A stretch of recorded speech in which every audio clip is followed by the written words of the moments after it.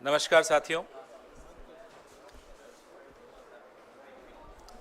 हर चुनाव महत्वपूर्ण होता है, ऐतिहासिक होता है और जीतने वाले और हारने वाले सबके लिए कुछ न कुछ वो सिखा कर जाता है।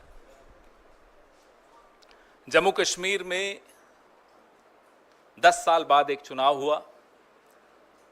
जिन परिस्थितियों में हुआ वो आपके सामने है। कैसे जम्मू कश्मीर को बेइज्जत किया गया, राज्य का दर्जा छीना गया, वो आपके सामने है। और कैसे केंद्र सरकार ने रूल बाय प्रॉक्सी अपने लेफ्टिनेंट गवर्नर के माध्यम से किस तरह से जम्मू कश्मीर में भ्रष्टाचार, कैसे वहाँ के स्थानीय नागरिकों की न सुरक्षा का ध्यान रखा, न रोजगार का ध्यान रखा।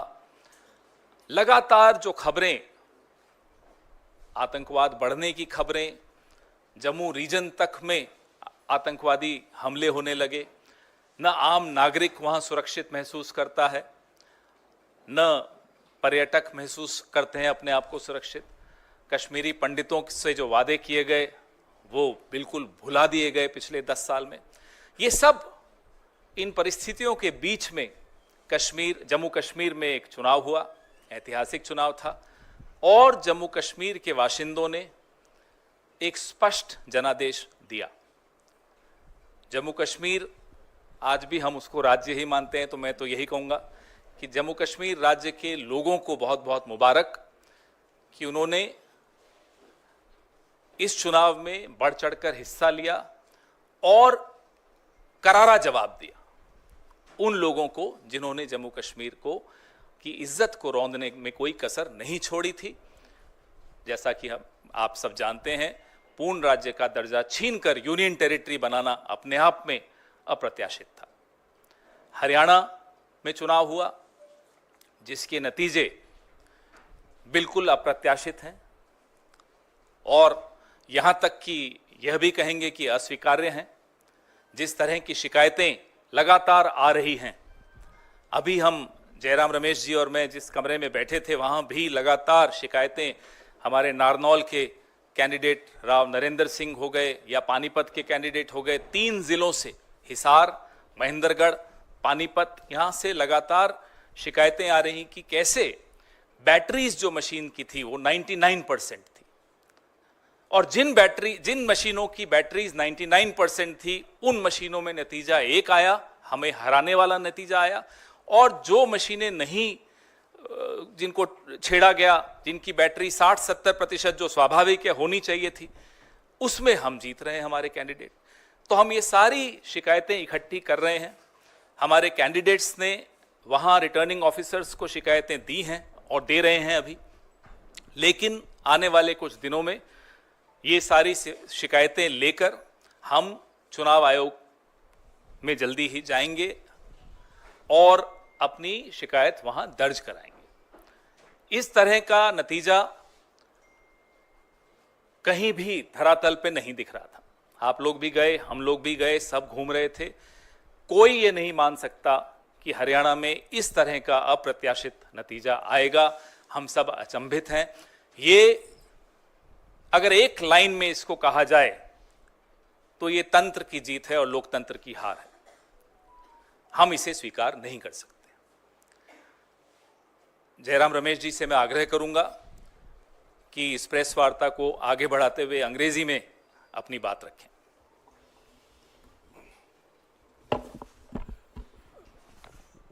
मैं सिर्फ ये बात कहूंगा कि जम्मू और कश्मीर के जनता ने स्पष्ट जनादेश दिया है नेशनल कॉन्फ्रेंस और इंडियन नेशनल कांग्रेस के गठबंधन को। भारी बहुमत से उनको जिताया है। सरकार बनेगी, साझा कार्यक्रम होगा और पूरा प्रयास किया जाएगा। हम पीछे नहीं हटेंगे। इस गठबंधन सरकार की प्राथमिकता यूटी को फिर से पूरे राज्य का दर्जा मिलना ज़रूरी है और यही प्राथमिकता होगी। और भी मुद्दे हैं, विकास से जुड़े हुए मुद्दे हैं। साझा कार्यक्रम, दोनों पार्टियों की मैनिफेस्टो भी है, साझा कार्यक्रम भी तैयार किया जाएगा और एक पारदर्शिता से जवाबदेही और संवेदनशील सरकार, एक गठबंधन जम्मू और कश्मीर की जनता को देगी। हरियाणा के संदर्भ में हमने चुनाव आयोग से आज दोपहर से लगातार शिकायत कर रहे हैं, उनसे जवाब भी आया है, उस जवाब का जवाब भी मैं दे रहा हूं और उसके बाद भी 3 या 4 जिलों से बड़े गंभीर शिकायत आए हैं।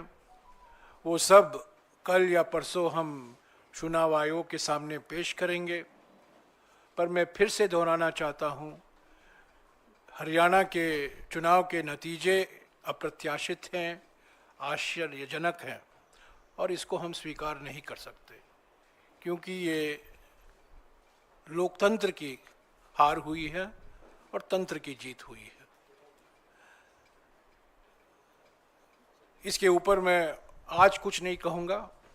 जब हम सारे शिकायत इकट्ठा करके चुनाव आयोग से समय मांगेंगे, हम उम्मीद करते हैं कि वो समय हमें मिलेगा। कल या परसों तक हम उम्मीद करते हैं कि हम चुनाव आयोग के सामने एक विस्तार से, जो अलग अलग ज़िलों से, अलग अलग असेंबली कंस्टिट्यूएंसी से शिकायतें आई हैं, कुछ आज हमने इलेक्शंस कमीशन के सामने रखा था, पर और भी हैं और बड़े गंभीर मुद्दे हैं ईवीएम को लेकर। और जिस तरीके से एक माहौल पैदा करने की प्रयास की गई, दबाव स्थानीय अधिकारियों पर लाया गया और जहां जिन जिन सीटों में हमारी हारने की कोई गुंजाइश नहीं थी, वहां हम हारे हैं। मैं समझता हूं ये नतीजा लोक भावना के खिलाफ है, जो जमीनी हकीकत है और सभी ने ये हकीकत को महसूस किया है। ये नतीजा उसके खिलाफ जाता है। I will just repeat this in English very briefly. The people of Jammu and Kashmir have given a clear, decisive, convincing mandate to the National Conference, Indian National Congress Alliance. The priority for the alliance government will be the restoration of full statehood for the Union Territory of Jammu and Kashmir. Of course, we have our manifestos, we will have a common program, and both the National Conference and the Indian National Congress are duty-bound to give a government, an administration that is responsible, responsive, accountable, and transparent to the people of Jammu and Kashmir. I just want to say that the people of Jammu and Kashmir have defeated the mischievous designs of the BJP to engineer a majority of its own. Till yesterday, this effort was being made, but today, I think the people's verdict has come out very clearly, and the moves of the BJP and those who were managing the elections to somehow cobble up a majority has been defeated. As far as Haryana is concerned, all afternoon I have been in touch with the Election Commission. The Election Commission has replied to my complaints. I have replied to the reply. We have received very serious complaints on the process of counting, the functioning of EVMs in at least 3 districts. In at least 3 districts. There are more that are coming in. We have spoken to our senior colleagues in Haryana, and this information is being collected. We hope to present this in a consolidated form to the Election Commission tomorrow or day after. We will seek time. But I just want to reiterate that the results in Haryana are totally unexpected, completely surprising and counterintuitive. It goes against ground reality. It goes against what the people of Haryana had made their mind up for, which was for change and transformation. I think under these circumstances, it is not possible for us to accept the results that have been announced today. Serious questions have been raised by our candidates. We will bring it to the notice of the Election Commission. And what we have seen today in Haryana is, I think, a victory for manipulation, a victory for subverting the will of the people, and it's a defeat for transparent democratic processes. So I will only say this, but the chapter on Haryana is not complete. It will continue. The chapter in Jammu and Kashmir, of course, there will be a coalition government. And as I said, till yesterday, various attempts were being made to ensure that the majority will not come to the INC-NC coalition, but the people of Jammu and Kashmir have given a very clear mandate for this coalition government. Thank you. Sir मेरा सवाल sir आपको नहीं लगता कि आप ये कह रहे हैं कि जम्मू कश्मीर के अंदर कोalition को मैंडेट मिला, लेकिन 38 सीटों में से कांग्रेस सिर्फ 6 जीत पाई है, 6 पे ही आगे चल रही है, आप लोगों के खाते में उतनी ही आई, वहाँ पर एज ए पार्टी आप लोगों को नुकसान हुआ है, और आपके जो कोलिशन पार्टनर्स हैं शिवसेना की तरफ से, जो उनकी सांसद है, उन्होंने कहा जहाँ पर भी कांग्रेस की बीजेपी से सीधी लड़ाई होती है वहाँ पर कांग्रेस उनको नहीं हरा पाती, अलायंस के साथ ही हरा पाती है। और हरियाणा में आपको लगता नहीं कि इन फाइटिंग का नुकसान हुआ? 16 आपके सिटिंग विधायक जो है वो चुनाव हारे हैं, उस पर क्या कहेंगे आप? हरियाणा के बारे में जो कुछ हमें विश्लेषण करना है ज़रूर हम करेंगे, पर पहली बात, हमें इलेक्शन कमीशन तक जो शिकायतें आ रही हैं अलग अलग ज़िलों से वो पहुंचाना है। हमने क्या किया, क्या नहीं किया, गलती कहाँ हुई, इसका विश्लेषण ज़रूर होगा, इस पर चिंतन ज़रूर होगा, बहस ज़रूर होगी, एक समिति का भी गठन होगा, ये प्रथा रहा है कांग्रेस पार्टी में, और सबसे बातचीत करके ही ये विश्लेषण होगा।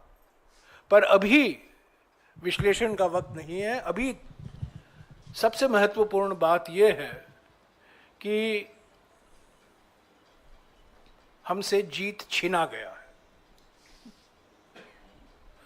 तंत्रों का दुरुइस्तेमाल हुआ है, दुरुपयोग हुआ है, और लोगों की जो भावना थी, और सबने ये महसूस किया कि ज़मीनी हकीकत बदलाव के पक्ष में था, परिवर्तन के पक्ष में था, और आज वो परिणाम जो आया है उसको नहीं दर्शाता। तो प्राथमिकता हमारे लिए ये है, विश्लेषण ज़रूर होगा। जम्मू के बारे में जो आपने सवाल किया, मैं स्वीकारता हूँ कि हमारा प्रदर्शन जम्मू में और बेहतर होना चाहिए था। इसके भी कुछ कारण हैं, उस पर भी चिंतन होगा, विचार विमर्श ज़रूर होगा। पर महाराष्ट्र में मैं याद दिलाना चाहता हूँ कि लोकसभा चुनाव में कांग्रेस पार्टी पहले स्थान पर थी, और गठबंधन का एक धर्म होता है, जो हमारे आपस की बात होती है हम एक दूसरे से बोलते हैं, मीडिया के द्वारा हम नहीं बोलते हैं। हम गठबंधन में हैं महाराष्ट्र में, उस गठबंधन को मजबूत करना हमारा कर्तव्य बनता है। हम कुछ नहीं कहेंगे हमारे गठबंधन के साथी दलों के बारे में, पर जो चुनाव के नतीजे आए हैं हरियाणा को लेकर, उस पर कई सवाल, गंभीर सवाल उठे हैं। उसको आगे ले चलना ईसी तक और ईसी के साथ बात करना हमारा फ़र्ज़ बनता है। अगले 2-3 दिन में हम वो करेंगे। और जम्मू और कश्मीर में शीघ्र ही हम उम्मीद करते हैं कि एनसी और आईएनसी गठबंधन सरकार बनेगी, एक साझा कार्यक्रम तैयार किया जाएगा और जो जनता की उम्मीदें हैं उसको पूरा करने की पूरा प्रयास करेंगे। और उसमें पहले स्थान पर जम्मू और कश्मीर को पूर्ण राज्य का दर्जा वापस लौटाना है। इसके लिए एनसी भी वचनबद्ध है और इंडियन नेशनल कांग्रेस भी वचनबद्ध है। हाँ, इधर पवन ने जो कहा कि जम्मू कश्मीर में जो जो आपने फैक्टर्स गिनाए वो सब सही थे, उसके बावजूद एक लग रहा था कि आपकी clear road ahead to victory है जम्मू में, जहाँ पर बीजेपी बहुत डाउन एंड आउट थी। क्या ये सच है कि जो रिपोर्ट्स वहाँ से आ रही हैं कि आपका पार्टी यूनिट, आपके लीडर्स, यहाँ तक कि आपका general secretary incharge of Jammu Kashmir completely compromise थे और उन्होंने बीजेपी से सकम करके, कॉम्प्रोमाइज करके ये हार आपके हाथ में दी है? क्योंकि 6 सीट में ये अभी आगे हैं और कितना गिरेगी पता नहीं, या ऊपर होगी, पर ये जो सिचुएशन है, जो आपने बीजेपी को विक्ट्री दी है जम्मू में, ये आपकी पार्टी के लोगों ने दी है। क्या इसे आप एग्री करेंगे? जैसा कि मैंने कहा, जीतें या हारें, उस पर तुरंत प्रतिक्रिया देना ना केवल गलत होता है, वो प्रतिक्रिया सही भी नहीं होती। बिना विश्लेषण के, बिना सबसे इनपुट लिए, बिना सब कार्यकर्ताओं से बैठक करके उनके विचार जाने, मैं नहीं मानता कि इस तरह की किसी प्रतिक्रिया पर हम कोई मोहर लगा सकते हैं। सर, अरे पूछ लीजिए।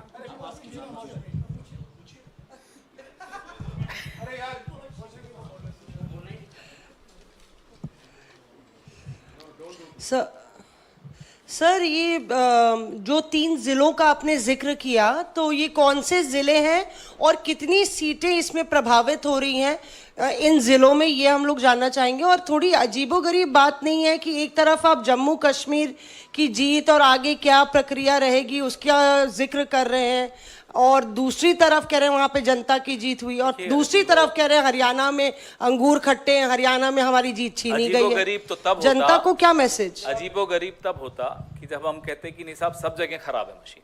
हम पूरे हरियाणा के लिए भी नहीं कह रहे कि सब जगह खराब है। हम नारनौल असेंबली का ही अगर आपको उदाहरण दें तो साफ, और ये कोई कोइंसिडेंस नहीं हो सकता, साफ सामने दिखता है, आंकड़े हैं, सब मशीनें सामने रखिए। जिन मशीनों के यूनिट की बैटरी 99% है वो मशीनें हमें हरा रही हैं।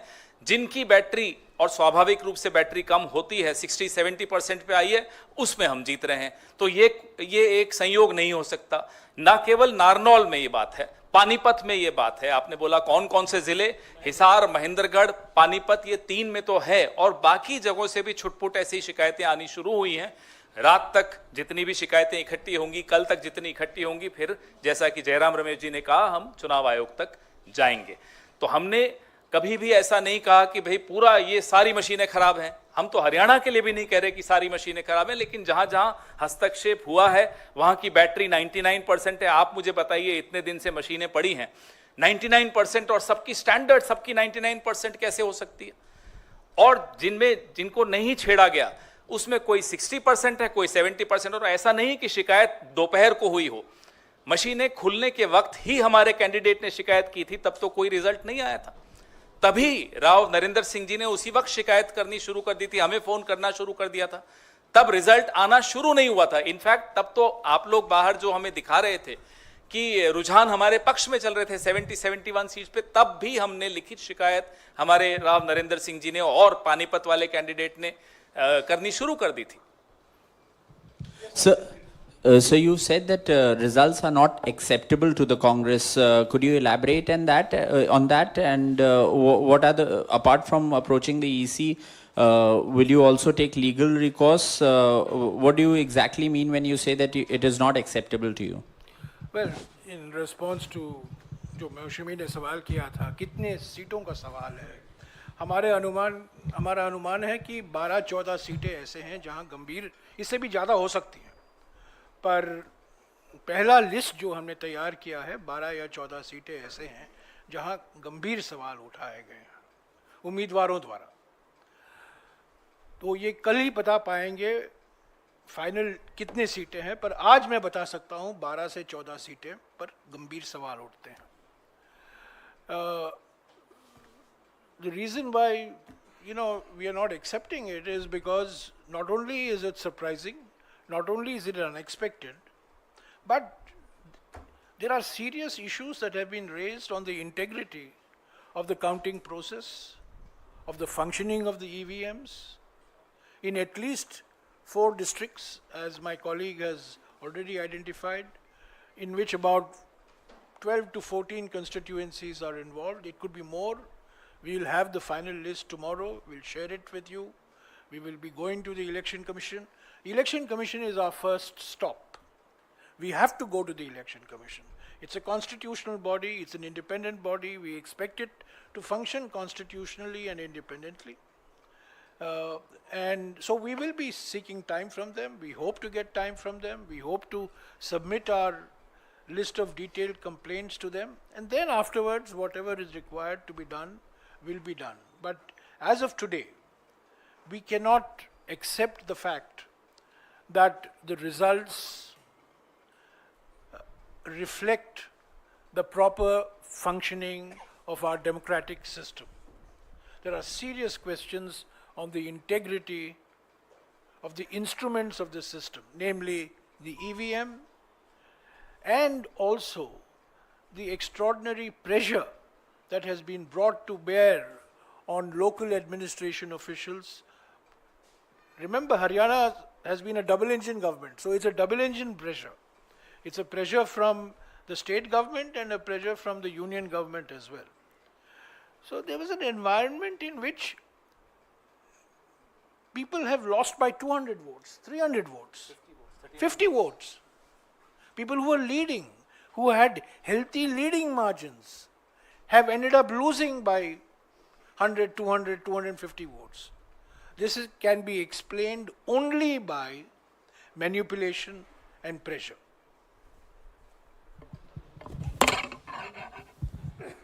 सर, अब तक आपके पास जो तथ्य सामने आए हैं, क्या इस नतीजे पर आप पहुंचे हैं कि कोई सुनियोजित ढंग से कोई ईवीएम में गड़बड़ी की गई है? क्या आप ऐसा कोई नतीजे पे पहुंचे हैं कि कोई सुनियोजित ढंग से हुआ है ऐसा कुछ, या अभी उसमें देखना बाकी है कि ईवीएम में गड़बड़ी कोई बड़े पैमाने पर की गई है? भाई, अगर 99% बैटरी स्टैंडर्ड एक के बाद एक मशीनों पे निकल रही हो और उन्हीं मशीनों पे कांग्रेस का उम्मीदवार हार रहा हो, जिन मशीनों पे 60-70 स्वाभाविक जो होना चाहिए उतनी बैटरी उस पे हम जीत रहे हो, तो आप बताइए सुनियोजित नहीं माना जाएगा तो क्या माना जाएगा? ये नतीजे सवाल खड़े करते हैं और इन सवालों को ढूंढना हम सबका राजधर्म है। हम सबको इस लोकतंत्र को बचाने के लिए इन सवालों का जवाब ढूंढना चाहिए, आपको भी और हमको भी।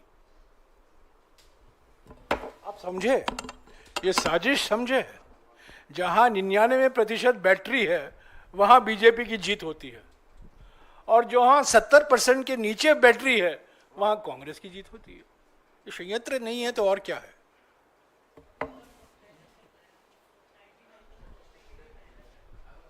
हाँ जी, 2 राज्यों के चुनाव हो जाने के बाद नहीं, अभी इन 2 राज्यों तक ही सीमित रखिएगा। नहीं, 2 राज्यों के बाद मैं उसी पे सवाल कर रहा हूँ। 2 राज्यों के चुनाव हो जाने के बाद परिणाम भी आ गए हैं, तो ईवीएम को लेकर के क्या मत हैं आपके?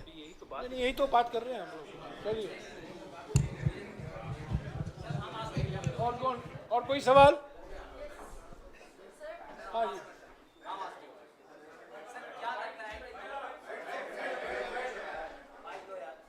बोल दो, आवाज आ रही है। सर, क्या लगता है कि 2 दिन 2.5 दिन का जो मतलब इन्वेस्टिगेशन होगा उससे कुछ निकल के सामने आएगा? हमारा जो काम है और जो कर्तव्य है, चुनाव आयोग के दरवाजे पे दस्तक देना और तेज दस्तक देना ताकि आवाज आप सब तक पहुंचे। और उसके बाद जिम्मेदारी चुनाव आयोग की है इस लोकतंत्र को जीवित रखने की। आपने सुना होगा कर्मण्येवाधिकारस्ते मा फलेषु कदाचन। हम अपना कर्म निभा रहे हैं, अपना धर्म निभा रहे हैं। शिकायत करना हमारा फर्ज बनता है और हमारा लोकतांत्रिक अधिकार भी बनता है। जो हमने देखा है 99% बैटरी, 65% बैटरी, ये सब मैं समझता हूँ काफ़ी आश्चर्यजनक बातें निकल कर आई हैं हरियाणा के चुनाव के संदर्भ में। और मैं फिर दोहराना चाहता हूँ, ये आश्चर्यजनक नतीजे हैं, अप्रत्याशित नतीजे हैं और लोगों की भावना के खिलाफ ये नतीजे हैं। जो माहौल था, जो ज़मीनी हकीकत था, उस माहौल के खिलाफ है। मैं समझता हूँ बीजेपी भी नहीं उम्मीद करती थी कि वो हरियाणा जीतने वाले हैं। जितवाया गया, जीते नहीं है, जितवाया गया। हाँ Sir, talking about Jammu Kashmir, one thing that has been the constant demand of National Conference is the restoration of Article 370. What will the Congress stand be on that? Will the Congress support over there? Because the mandate that has come, it has come specifically for the National Conference, and this is one of their demands. So what will the Congress stand be on Article 370 now? For the Indian National Congress and an alliance with the National Congress. The political atmosphere in J&K was transformed after the Bharat Jodo Yatra. And that transformation had an effect on all political parties which were seen to be aligned with the Indian National Congress. So let's not underestimate the importance of the role of the Indian National Congress. The National Conference has scored a handsome victory. And we congratulate the National Congress. They are our ally.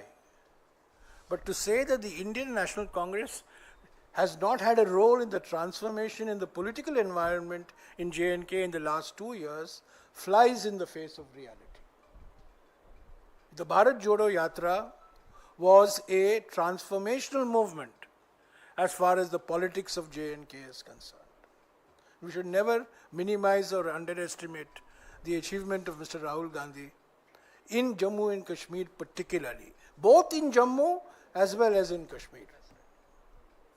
Our priority, you asked the question, our priority immediately, Mr. Gandhi has already said this in his election campaign, the Congress president has said it in his election campaign. Our immediate priority is to restore full statehood to Jammu and Kashmir. It was downgraded to the status of a UT 5 years ago. It's never happened before in Indian history. It should not happen. But restoration of full statehood status and giving a democratically elected chief minister and his council of ministers full constitutional authority is our priority. We don't want an alliance government to be at the beck and call of the LG. The LG cannot run Jammu and Kashmir anymore. Jammu and Kashmir has to be run by this democratically elected government.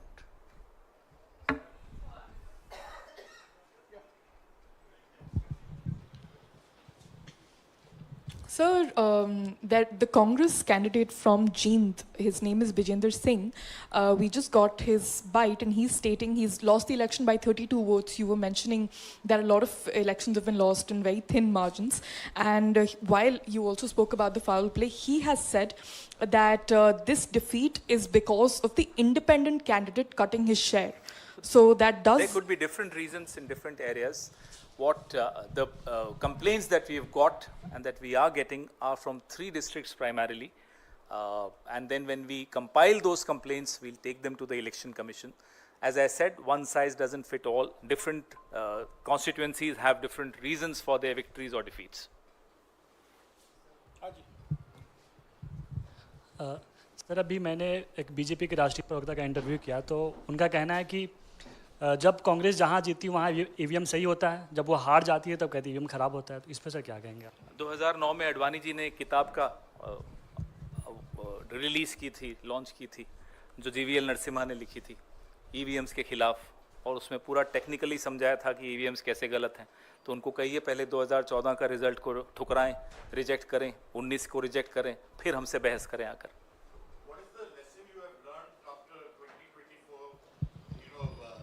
Lok Sabha elections, the fact that the Congress did reasonably well, and now having all eggs in one basket, allowing infighting to take place, and are not really reading the writing on the wall that you have to have a house in order.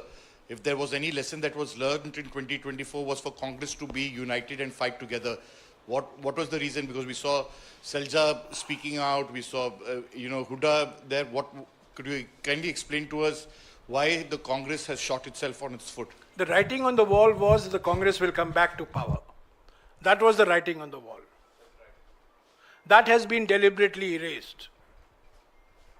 The writing on the wall was very, very clear to anybody who was willing to read the writing on the wall. Why did it happen? But there are people who are experts in replacing walls. They just replace the wall. Or machines. Or in this case, machine. So I have already explained, I don't think you were there when I was explaining, that as far as the results are concerned, Haryana result, our first priority is to collate, consolidate all the complaints that have come from candidates from the 3 districts today. There will be other complaints, and we hope to submit this to the Election Commission tomorrow evening or day after. That is our immediate priority. Simultaneously, of course, we will sit and introspect why the result went the way it did. It was everybody's expectation that the Congress would win comfortably in Haryana. I think all I can say is that the Congress has been made to lose. Congress has not lost. Congress has been made to lose in Haryana. And you have not heard the last of the Haryana result.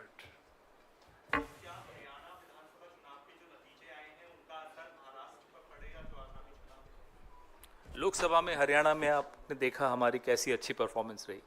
कभी भी किसी एक नतीजे को दूसरे नतीजे से तुलना नहीं करनी चाहिए। यही हम सीखे हैं पिछले 20-25 साल। बिल्कुल नहीं, जोश बढ़ गया है। हमारे कार्यकर्ताओं में रोष भी है, गुस्सा भी है, और हमारे समर्थकों में भी पूरा रोष है। अगर कोई ये सोच लेता है कि हमारे हाथ से जीत छीन सकता है, तो आने वाले चुनावों में उसको जवाब मिलेगा। Thank you.